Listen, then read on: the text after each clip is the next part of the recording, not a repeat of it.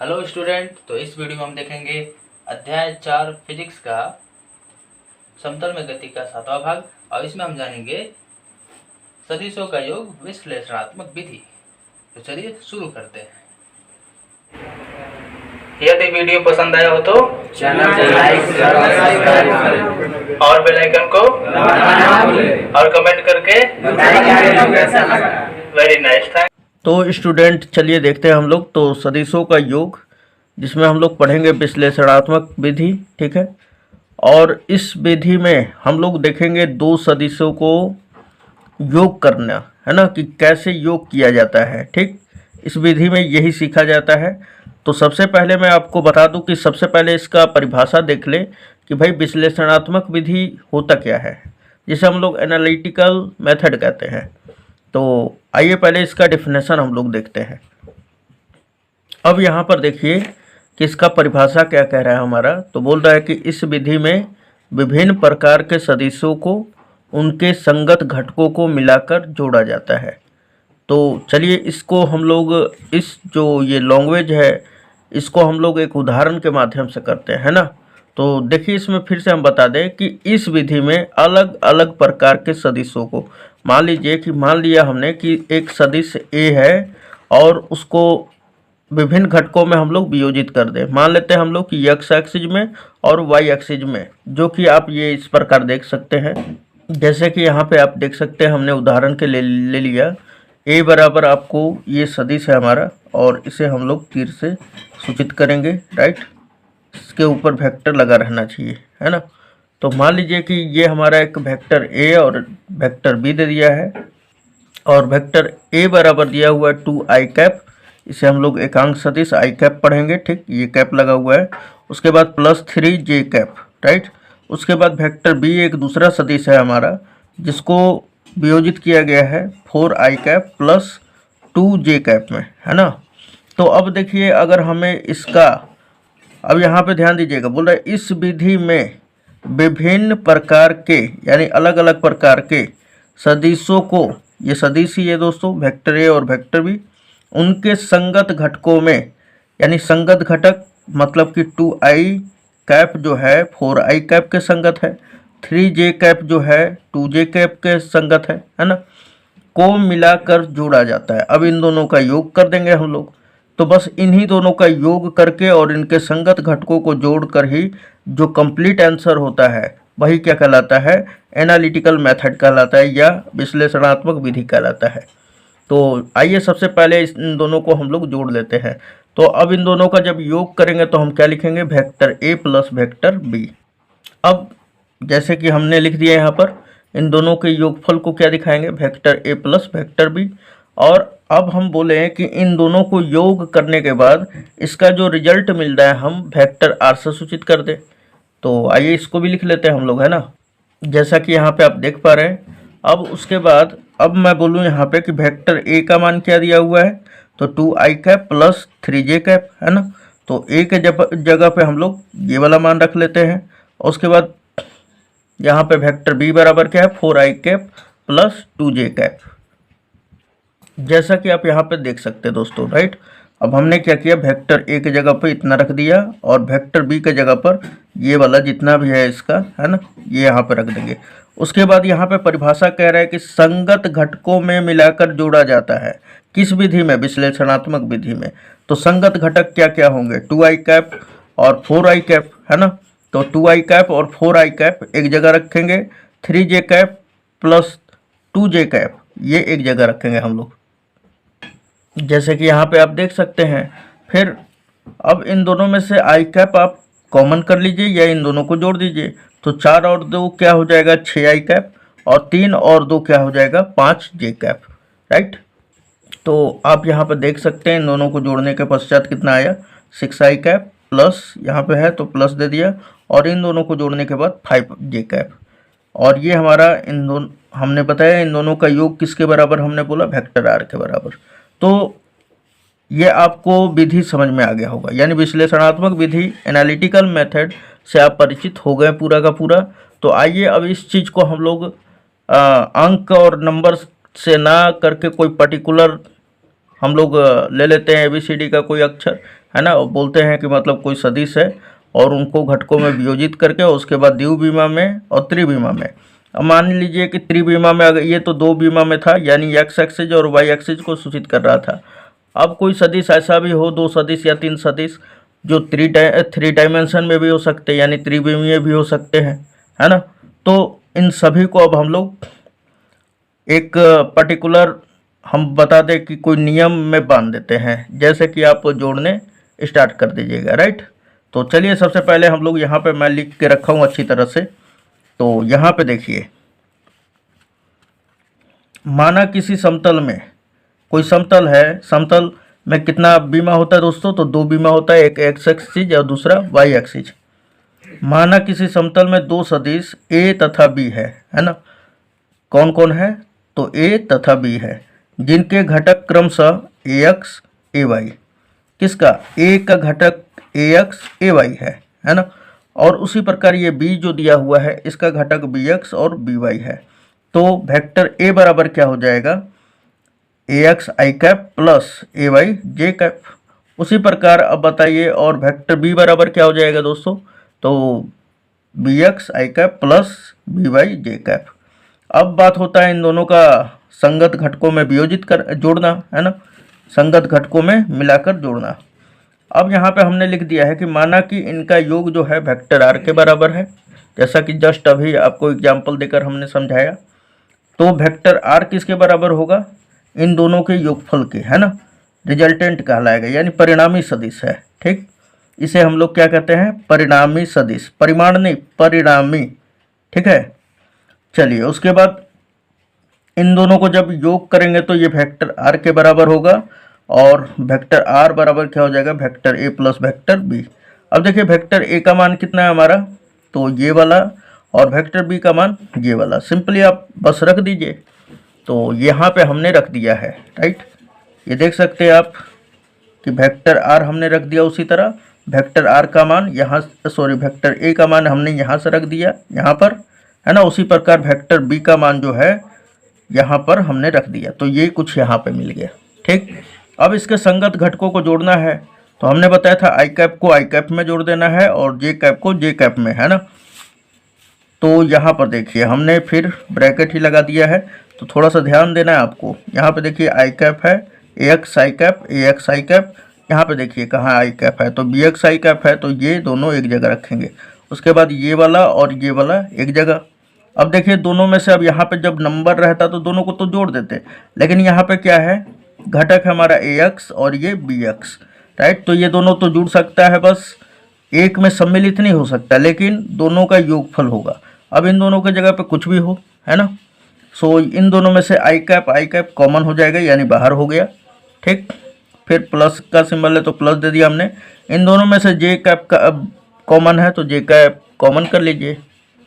तो इस प्रकार आप परिणामी सदिश वेक्टर आर का मान ज्ञात कर सकते हैं।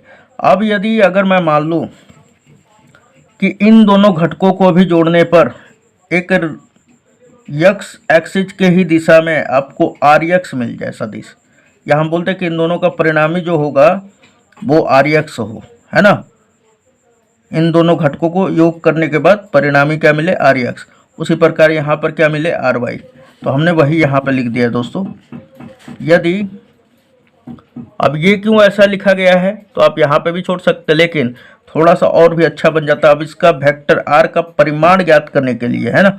तो आइए सबसे पहले हम मान लेते हैं हम कि यदि आर एक्स बराबर ए एक्स प्लस बी एक्स, उसी प्रकार आर वाई बराबर ए वाई प्लस बी वाई हो, तब हम क्या करेंगे, यहाँ पर ये पूरा पोर्शन के जगह पर आर एक्स रख देंगे। और ये देखिए यहाँ पे वेक्टर आर है तो आर लिख दिया। फिर उसके बाद इसके जगह पर क्या रख देंगे हम लोग, आर एक्स। और ये आई कैप है तो आई कैप रख दिया हमने, ये प्लस है तो प्लस। ये पूरा पोर्शन के जगह पे क्या रख देंगे, आर वाई और जे कैप, राइट। अच्छा, इतना हो जाने के बाद अब इसका परिमाण ज्ञात कर लेते हैं कि भाई परिमाण क्या होगा इसका। तो परिमाण निकालने के लिए यानी क्या करना पड़ता है, हमें मॉडुलस लगाना होता है। और आपको पिछले वीडियो में समझा दिया था, अगर वो सब वीडियो नहीं देखें दोस्तों तो आप उसका प्रिपरेशन कर सकते हैं अच्छी तरह से। ठीक है, हमारे प्लेलिस्ट में पड़ा हुआ है, जो कि आपको बहुत ही ज़्यादा हेल्प करेगा। जेईई मेंस, आईआईटी जितना भी लेवल का उसमें थ्योरी बन सकता है, क्वेश्चन बन सकता है, सारा हमने डीलिंग किया है। अगर आप वो भी करते आ रहे हैं, पढ़ते आ रहे हैं शुरू से, आप तो बहुत ही अच्छे माहौल में होंगे, क्योंकि आप बार बार समझने के लिए आगे पीछे कर सकते हैं। कितना बढ़िया सुविधा है आपके लिए, है ना, अपॉर्चुनिटी है, राइट। तो यहाँ पे देखिए, अगर आपको वेक्टर आर का अगर परिमाण ज्ञात करना है तो फिर क्या करेंगे, आप मॉडुलस लगाइए और क्या करेंगे, ये दिशा जो होता है डायरेक्शन को हटा दीजिए, आर एक्स है यहाँ पे तो उसका स्क्वायर कर दीजिए, फिर प्लस है बीच में तो प्लस, और इसका ये आर वाई हो जाएगा, आर वाई का स्क्वायर। बस आप इसी प्रकार परिमाण ज्ञात कर सकते हैं। जैसे फॉर द एग्जाम्पल, इसके लिए भी एग्जाम्पल मैं ले लेता हूँ। जैसे मान के चलिए कि अगर आपको दे दिया, मान लीजिए कि आपको वेक्टर आर बराबर ही दे दिया है 2i cap plus 4j cap, right, और बोला कि वेक्टर आर का आप परिमाण ज्ञात कीजिए। तो परिमाण के लिए क्या किया जाता है, तो वेक्टर आर है और इसके ऊपर परिमाण का सिंबल ये होता है हमारा, है ना, मॉडुलस लगा देंगे तो वो उसका परिमाण होता है ना। दिशा का मान नहीं आता है, दिशा नहीं लिया जाता है, और इसमें दिशा क्या लिया जाएगा, आई कैप और जे कैप, और इसको हम हटा देंगे तो परिमाण हो जाता है। तो ये कैसे हो जाएगा, इसका वर्ग करना पड़ेगा। इसका पर्सनली अगर आपको निकालना है तो आप क्या करेंगे, इसका स्क्वायर और प्लस 4 का स्क्वायर, और इसमें का जो डायरेक्शन है आई कैप जे कैप, इसको नहीं सम्मिलित करना है ना। 2 का स्क्वायर क्या हो जाएगा दोस्तों, तो 4 प्लस 4 का स्क्वायर 16। अब इन दोनों को जोड़ देंगे तो 20 रूट के अंदर। अगर आप इसे बाहर निकालना चाहते हैं तो आपका निकलेगा 2√5। ये मात्रक, ये क्या हो जाएगा अब हमारा, या इकाई हम लोग कह लें, ये वेक्टर आर का परिमाण हो जाएगा। ठीक है, तो परिमाण आपको अब समझ में आ रहा होगा कि यहाँ पर क्या है, तो आर, वेक्टर आर का घटक क्या है, आर एक्स, तो इसका स्क्वायर कर देंगे, फिर प्लस वाई अक्ष का घटक क्या है, तो आर वाई, तो इसका स्क्वायर कर देंगे, रूट चढ़ा देंगे। ठीक है, इन दोनों को जोड़ देंगे, बस हमारा क्या निकल जाएगा, वेक्टर आर का परिमाण। अब यहाँ पे ध्यान दीजिएगा, अब इस चीज़ के लिए क्या हमारा है, तो इसके बारे में थोड़ा सा लैंग्वेज लिख लिए हम। अतः परिणामी सदिश वेक्टर आर का प्रत्येक घटक सदिशों ए और बी के संगत घटकों के योग के बराबर होता है। कहने का मतलब है कि फिर से थोड़ा सा देख लें कि अतः परिणामी सदिश वेक्टर आर का प्रत्येक घटक, ये जैसे वेक्टर आर है और इसका प्रत्येक घटक क्या है, आर एक्स और आर वाई, बोल रहा है कि प्रत्येक घटक सदिशों ए और बी के संगत घटकों के योग के बराबर होता है। यानी कि ये आर एक्स और आर वाई, आर एक्स जो है इन दोनों के योगफल के बराबर होगा, है ना। वेक्टर ए के संगत घटक कौन कौन से हैं, ए एक्स और बी एक्स, तो इन दोनों के योगफल के बराबर आर एक्स, और ए वाई और प्लस बी वाई इन दोनों के योगफल के किसके बराबर है, तो आर वाई के, राइट। संगत घटकों के योग के बराबर होता है, इन दोनों के योग कर देंगे हम लोग तो उसी के बराबर होता है। तो ये लैंग्वेज भी आपको समझ में आ गया होगा। चलिए अब त्रिविमा में हम लोग देख लेते हैं, बस इसी की जैसा होता है। जैसे कि यहाँ पे देख सकते हैं दोस्तों, तीसरा, ये दूसरा पॉइंट है हमारा कि त्रिविमीय सदिश के लिए, वो द्विविमीय सदिश के लिए था, यानी कि वो एक्स एक्सिस और वाई एक्सिस के लिए था। अब ये त्रिविमीय यानी कि एक्स एक्सिस, वाई एक्सिस और जेड एक्सिस तीनों के दिशा में होगा, है ना। तो मान लेते हैं हम लोग, यहाँ पर हमने लिखा है कि माना 3 विमाओं के लिए सदिशों ए और बी को क्रमशः, ए और बी को क्रमशः हमने लिखा कि वेक्टर ए को 3 घटकों में वियोजित कर लिया और साथ साथ उसका दिशा भी लिख दिया, है ना। तो वेक्टर ए बराबर ए x i cap plus A Y j cap plus A Z k cap है, राइट। यहाँ पे बिंदु भी दे दीजिएगा यहाँ पर, राइट, यहाँ पे दिया जाता है, आई कैप पे और जे कैप पे दे सकते हैं। उसके बराबर फिर और क्या है हमारा कि इसको इक्वेशन फर्स्ट मान लीजिए, कोई दिक्कत नहीं है, मान भी सकते हैं, नहीं भी मान सकते हैं ना। और वेक्टर बी बराबर B x i cap plus B Y j cap plus B Z k cap, इसको इक्वेशन सेकंड मान लिया। अब मान लेते हैं कि माना इनका परिणामी योग, परिणामी यानी योगफल वो वेक्टर आर है, ठीक। तो वेक्टर आर बराबर क्या होगा, vector a plus vector b, तो यहाँ पे वही लिखा हुआ है, ठीक। अब हमने लिख दिया कि समीकरण 1 यानी वेक्टर ए और समीकरण 2 यानी वेक्टर बी, दोनों का मान हम लोग इस समीकरण में रख देंगे। यहाँ पे वेक्टर आर बराबर वेक्टर ए के जगह पे और वेक्टर बी के जगह पे। तो हमने यहाँ पे लिख दिया है समीकरण 1 व 2 से राइट। यहाँ पे लिख दिया हमने vector r is equal to इतना और वेक्टर ए बराबर इतना और वेक्टर बी बराबर इतना। अब क्या करना है कि इनके संगत घटकों को, हमने बताया ना उसमें कि इस विश्लेषणात्मक विधि में क्या होता है, इनके संगत घटकों को एक साथ करके जोड़ा जाता है। तो अब देखिए यहाँ पे आई कैप के बराबर होगा, है ना। तो यानी कि इन दोनों को हम लोग योगफल कर सकते हैं ना। तो ए x i cap plus B x i cap एक जगह हमने ले लिया, फिर उसी प्रकार ए Y j cap plus B Y j cap एक जगह ले लेंगे, फिर प्लस लगा देंगे सिंबल, ए Z k cap plus B Z k cap, ये हमने यहाँ पे लिख लिया, राइट। अब देखिए फिर वही बात है ना, इन दोनों में से आई कैप है कॉमन तो कॉमन कर लीजिए, और यहाँ से जे कॉमन है दोनों में से तो जे कॉमन कर लेंगे, और यहाँ पर दोनों में से के कॉमन है तो के कॉमन कर लेंगे, राइट। अब फिर हम लोग वही